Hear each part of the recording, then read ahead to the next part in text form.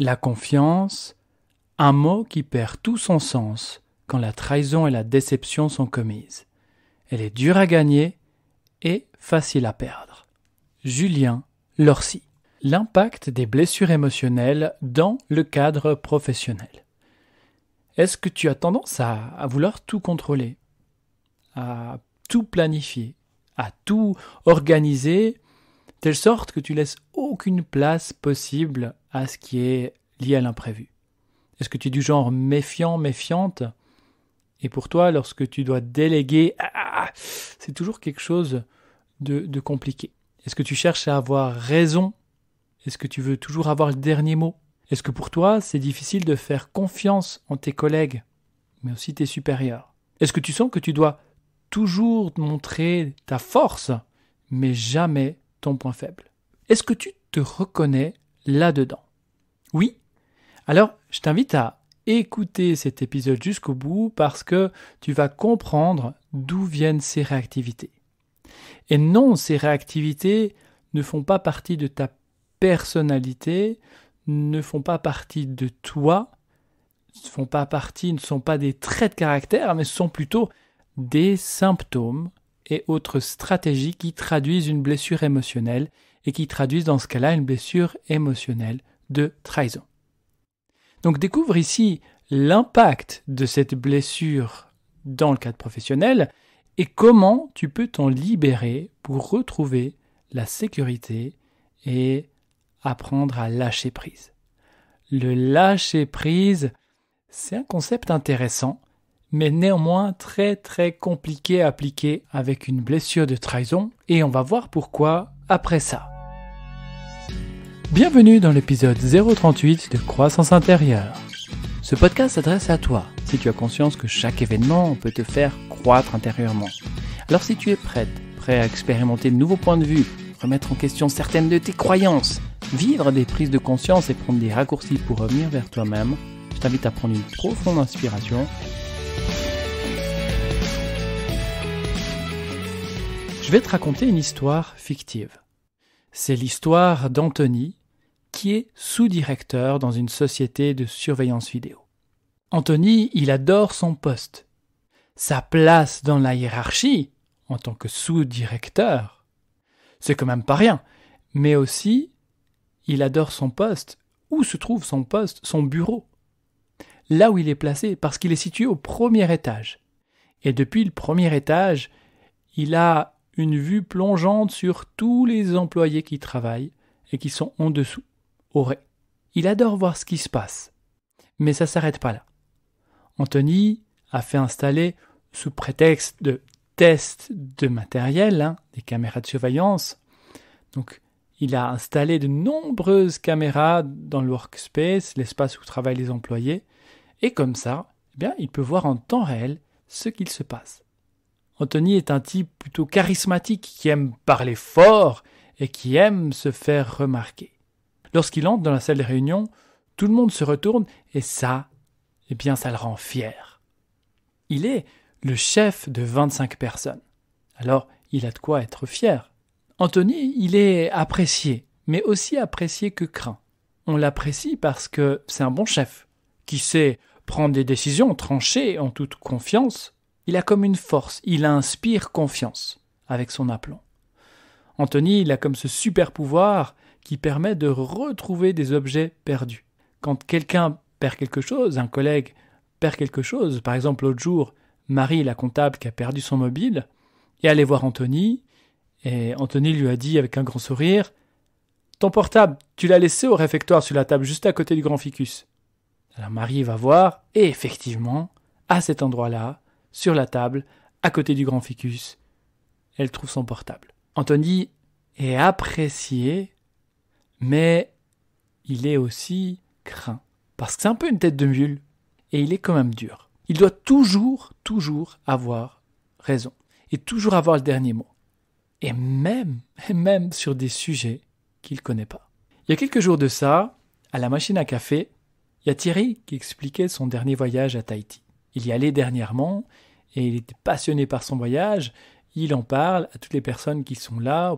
Et là, il y a Anthony qui écoute. Et lui, ça fait une dizaine d'années qu'il est allé à Tahiti. Et il est convaincu qu'il connaît toute l'île. Alors, lorsque Thierry explique où il a logé, ce qu'il a vu et ce qu'il a fait, Anthony ne le croit pas. Mais non, ça n'existe pas. Et il argumente pour avoir raison. Bref, Anthony, ça sert à rien de lui tenir tête. Il aura toujours le dernier mot. Alors c'est pas fait exprès, mais c'est comme si il ne pouvait pas faire autrement. Un autre truc qui fait que les employés peuvent avoir de la difficulté avec le tempérament d'Anthony, c'est son impatience. Tout doit être fait comme il veut et surtout aussi vite qu'il veut. Donc lorsqu'on va lui demander quelque chose qui doit être terminé à un certain moment et qu'on lui demande « Ok, à quand je dois terminer ça ?» il répond comme d'habitude « Tout doit être fait pour hier ». Et ça, bien souvent, ça crée une ambiance maussade. Ça crée une ambiance de stress, une ambiance de tension. Et pour apaiser un peu le climat jugé trop tendu par le patron, lorsqu'il est revenu de son voyage des États-Unis, eh bien, il a choisi d'instaurer un concept qui est bien en vogue là-bas. C'est la micro-sieste. Offrir la possibilité aux employés de faire une micro-sieste sur les heures de travail. Donc c'est ce qui a été instauré dans la maison mère de cette société. Alors le patron revient avec ce concept-là. Chaque employé peut faire une micro-sieste de 15 minutes durant la journée. Alors bien sûr, Anthony y a droit aussi. Mais lui, il n'a pas besoin de ça. Enfin, c'est ce qu'il dit. Il préfère rester derrière ses écrans et voir les gens travailler. C'est son moment de détente à lui. Parce que Anthony, il faut bien l'avouer, il ne sait pas se détendre. Sa femme lui avait conseillé d'aller voir une amie à elle, sophrologue, pour apaiser ses insomnies. Mais juste le simple fait de fermer les yeux et relaxer, pour lui, c'est quelque chose de très très difficile. Alors il rigole un peu avec ça en disant qu'il n'a pas besoin de sommeil, pas besoin de se détendre, qu'il est fort. Mais au fond de lui, il en souffre. Et il souffre aussi beaucoup de sa difficulté à déléguer, à donner des tâches aux responsables du secteur technique, puisqu'il est en contact direct avec lui, et lui faire confiance dans le fait que ces tâches vont être réalisées en temps et en heure. En fait, il doit toujours venir vérifier, contrôler. Et si c'est pas fait, comme Anthony l'a demandé, aïe aïe aïe, où il se fâche, et à la fin, c'est lui qui finit par faire ou terminer la tâche. Donc il se rajoute du job. Et ces derniers temps, Anthony était tellement sur les nerfs que le directeur lui a ordonné de prendre 3 jours de congé. Les 3 derniers jours de la semaine, Anthony va te reposer. Et ça, Anthony, il a vraiment du mal. Lorsque quelqu'un lui dit ce qu'il doit faire, lorsqu'on lui impose quelque chose que lui n'a pas décidé. Malgré sa tête dure, Anthony est quelqu'un d'attachant. Et comme chaque année, lorsque les arbres commencent à se parer de 1000 couleurs, Anthony commence un peu à flipper. Alors, c'est pas qu'il a peur de l'automne, non, loin de là. Il adore cette saison. C'est juste qu'en automne, le 8 octobre précisément, c'est le jour de son anniversaire. Et chaque année, il sait que l'entreprise, les employés vont organiser une surprise pour lui. L'année dernière, il avait d'ailleurs moyennement apprécié la surprise. Il était arrivé tôt le matin. Tout était éteint. Personne n'était encore présent au travail. Et il a tout de suite su qu'il y avait quelque chose de louche. C'était un peu trop silencieux. Il allait se faire un café et monter à l'étage. Et lorsqu'il a voulu allumer la lumière, rien, pas de lumière. Et il n'a pas eu le temps de se demander ce qui se passait que, surgissant de nulle part, une quinzaine de collègues cachés derrière sa porte lui sautent littéralement dessus et lui chantent en chœur « Joyeux anniversaire ! Joyeux anniversaire, Anthony !» avec les confettis qui vont avec, bien sûr. Et Anthony a eu tellement peur, la peur de sa vie, qu'il s'est fâché. Il a fallu 5 bonnes minutes pour qu'il se calme. Et enfin, il a retrouvé le sourire seulement lorsqu'il a lu la carte que lui avait confectionnée toute l'équipe à son attention. Anthony, donc, comme tu as pu le constater, n'aime pas les surprises. Et il le faisait bien savoir. Ça faisait 30 ans qu'il était dans l'entreprise et chaque année, le 8 octobre, il avait droit à une nouvelle surprise. Il sait que quelque chose se tramait, mais il ne sait jamais ce qui va se passer. Et aussi, en 30 ans, il avait un peu l'impression d'avoir fait le tour de l'entreprise. Un de ses anciens collègues lui avait d'ailleurs proposé de le rejoindre en tant que directeur adjoint dans son entreprise de sécurité. Ça aurait permis à Anthony de voir autre chose, de faire autre chose. Et malgré son apparente confiance en soi, Anthony avait peur de s'engager. Mais ça, il n'en parlait pas. Il disait plutôt que lui, c'était quelqu'un de loyal, quelqu'un de fidèle et que jamais il ferait un coup tordu au patron. Il aime dire que le travail, c'est comme un contrat de confiance. Comment as-tu perçu cette histoire? Est-ce que tu as ressenti des résonances dans ton propre quotidien? Oui, parce qu'Anthony souffre de la blessure de trahison. Ça vient du fait que la confiance qu'il a placée en différentes personnes importantes pour lui a été trop souvent déçue. Il s'est senti trahi. Avec cette désagréable sensation qu'on lui a planté un couteau dans le dos.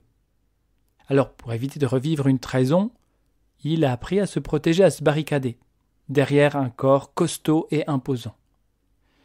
Et dès lors, il observe, il contrôle, il planifie pour que tout puisse rester sous contrôle. Et qui dit garder le contrôle, dit aussi garder les yeux ouverts pour voir arriver une éventuelle menace d'une énième trahison. Et ça peut expliquer la raison pour laquelle Anthony n'arrive pas à faire la turbo-sieste, n'arrive pas à prendre un temps pour se relaxer, n'arrive pas à lâcher prise. Parce que lâcher prise demande de lâcher le contrôle. Et lorsqu'on lâche le contrôle, il y a un fort risque de se faire planter un couteau dans le dos. Anthony, il a raison. C'est lui qui a toujours le dernier mot. D'ailleurs, sur la porte de son bureau, on peut lire « Ici, il y a 2 règles. 1. Le patron a toujours raison. Et 2. Si le patron a tort, se référer à la règle numéro 1. » Bon, c'est pas qu'il le fait exprès pour embêter, mais c'est vraiment que c'est plus fort que lui. En fait, tant qu'il a raison, tant qu'il a le dernier mot, il garde le contrôle de la situation. Il minimise donc les chances de revivre une trahison. Voilà donc pourquoi Anthony n'aime pas les surprises, parce qu'il se retrouve soudain placé dans une situation complètement hors de contrôle où il est vulnérable et risque une nouvelle trahison. Il n'aime pas recevoir des ordres de son supérieur parce qu'il a vraiment le sentiment, quand on lui donne un ordre, eh bien qu'il perd le contrôle, que c'est pas lui qui a décidé. Par contre, il adore, lui, donner des ordres aux autres. Là, il se sent chef et il est en position de contrôle. Anthony, il a peur de s'engager, que ce soit en affaires ou dans sa vie amoureuse, parce que derrière la peur de l'engagement, il y a la peur de refaire confiance à quelqu'un et que cette confiance soit à nouveau déçue et qu'il essuie à nouveau une nouvelle trahison. Anthony est insécure à l'intérieur de lui parce que, avec cette blessure de trahison, il perçoit le monde comme étant dangereux. Et il répète d'ailleurs souvent que dans la vie, tu écrases ou tu te fais écraser. À toi de choisir ton camp. Il perçoit la vie un peu comme un combat. Il faut être fort et ne surtout pas montrer ses faiblesses. Il faut cacher son talon d'Achille pour éviter quoi? Exactement, pour éviter de revivre une nouvelle trahison. Les valeurs importantes pour Anthony sont la loyauté, tout ce qui est notion de fidélité, la vérité, parce que en lui, il y a des parts qui souffrent de toutes les trahisons passées et qu'il ne veut surtout pas faire revivre ça à quelqu'un. Et c'est quoi le contraire de la trahison? Eh bien, c'est la confiance, la loyauté, la fidélité. Donc, il doit montrer qu'il est une personne de confiance, une personne sur qui on peut compter, même si à l'intérieur, il est plutôt du genre fragile. Et même si parfois il ment pour se défaire d'engagements qu'il n'arrive pas à tenir, il est vraiment persuadé que lui est vraiment droit, dit la vérité, loyal et fidèle. La blessure de trahison, elle peut amener à des problèmes physiques comme des problèmes de transit, de digestion, de douleur ventrale. Il n'arrive tout simplement pas à digérer les trahisons subies et bien sûr la colère qui va avec. Anthony pourrait rapidement se libérer de cette blessure de trahison avec la méthode libre. En 2-3 séances, il pourrait déjà ressentir de nombreux bienfaits. En d'autres termes, là, il pourrait se libérer du référentiel lié à la trahison, donc cette bibliothèque qu'il a à l'intérieur de lui, qui est utilisée par son mental pour lui rappeler qu'il a été à maintes fois trahi et qu'il ne doit surtout pas faire confiance à quelqu'un sous peine d'être trahi à nouveau. C'est un processus de protection. En libérant la blessure de trahison, Anthony pourrait se libérer d'un bon nombre de colères enfouies en lui. Il pourrait se libérer de l'insécurité et offrir plus facilement sa confiance aux autres. Ça lui permettrait de déléguer plus facilement puisqu'il pourrait désormais avoir confiance, avoir la certitude que la personne allait exécuter la tâche demandée comme il avait demandé. Il pourrait aussi très bien prendre cette décision de quitter l'entreprise dans laquelle il était et se lancer avec son ancien collègue dans son entreprise de sécurité. Parce que pour lui, une fois libéré de ces notions de trahison, ça serait tout simplement plus simple de s'engager dans quelque chose de nouveau, en sachant que je m'engage avec quelqu'un en qui je peux désormais faire confiance. Les valeurs d'Anthony, comme la loyauté, la fidélité, sont bien évidemment des valeurs nobles, mais qui peuvent enfermer, qui peuvent le mettre comme dans une prison lorsqu'elles sont exacerbées. Et il avait tellement peur de trahir le directeur s'il avait choisi de quitter l'entreprise qu'il est resté sagement à son poste. Alors qu'une fois libéré de la trahison, il pourrait plus facilement partir, se lancer dans une nouvelle aventure en toute sécurité, sans avoir le sentiment d'avoir trahi son patron. Bien sûr, il pourrait aussi plus facilement lâcher prise. Le lâcher prise étant un état naturel que l'on contacte facilement, naturellement, une fois que l'on n'a plus peur d'être trahi, une fois qu'on n'a plus besoin de contrôler. Et donc, dès lors, il peut aussi beaucoup plus facilement faire confiance en la vie elle-même. Et se permettre de plus facilement se laisser porter et s'adapter aux différentes situations extraordinaires de la vie. Comme par exemple les surprises que l'on pouvait lui faire à son anniversaire. Anthony pourrait aussi apaiser tout ce qui est de l'ordre de l'impatience, parce que l'impatience, c'est aussi une stratégie pour garder le contrôle. Et dès que c'est trop lent, c'est comme s'il perdait le contrôle de la situation, ne sachant pas exactement lorsque les tâches seraient finies. Anthony, du coup, libéré de la notion de trahison, il arriverait plus facilement à lâcher prise, à s'autoriser à faire confiance aux autres, à relâcher un poids immense sur ses épaules, parce qu'il n'y a plus besoin d'être fort à tout prix. Il n'y a plus besoin de se battre tout le temps. On peut aussi baisser la garde et rester en sécurité. Il pourrait aussi plus facilement retrouver un sommeil de qualité. Bien sûr, les problèmes de sommeil peuvent traduire énormément de choses. Mais j'observe bien souvent que qu'en libérant la notion de trahison, le sommeil s'améliore. Alors peut-être parce qu'on peut plus facilement lâcher prise, on peut plus facilement se relaxer. Et donc on peut plus facilement entrer dans un état de sommeil profond. En conclusion, rappelle-toi que ce genre de réactivité dont je t'ai parlé n'est pas lié à ta nature. Ce sont des réactivités qui sont liées à la blessure de trahison et des stratégies que ton inconscient a trouvées pour éviter de te faire trahir à nouveau.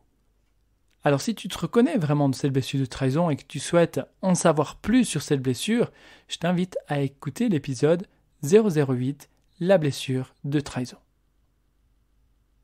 Et tu souhaites me soutenir et m'encourager à continuer? Je t'invite à t'abonner sur une des différentes plateformes de podcast et à laisser un avis 5 étoiles. Si tu juges que c'est la note juste, c'est le moyen le plus simple pour que d'autres personnes puissent découvrir le podcast Croissance Intérieure. Merci.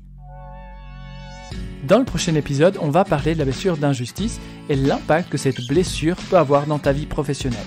Ça va te parler si tu as tendance à mettre la barre très très haut. Si tu cherches la perfection, si tu as tendance à être rigide, droit, avec une grande peur du regard et du jugement des autres. Alors, on se retrouve dans le prochain épisode et d'ici là et jusqu'à notre prochain rendez-vous, au travers des différents événements et situations que tu vis, continue sans cesse de croître intérieurement. Merci.